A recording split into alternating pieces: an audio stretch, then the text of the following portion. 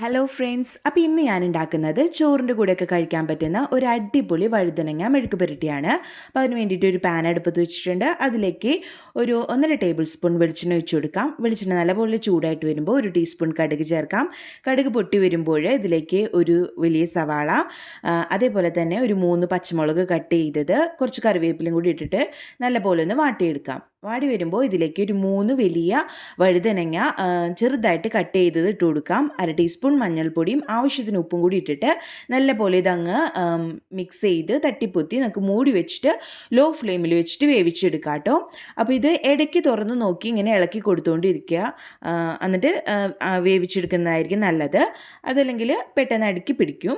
അപ്പോൾ ഇത് ഇടയ്ക്ക് ഒന്ന് തുറന്ന് നോക്കി നമ്മൾ അടച്ചു വെച്ചിട്ട് വേവിച്ചെടുക്കുക. അപ്പോൾ ഇത്രയേ ഉള്ളൂ, നമ്മുടെ സിമ്പിളായിട്ട് അതേപോലെ നല്ല ടേസ്റ്റി ആയിട്ടുള്ള നമ്മുടെ വഴുതനങ്ങ മെഴുക്ക് പുരട്ടി ഇവിടെ റെഡി ആയിട്ടുണ്ട്.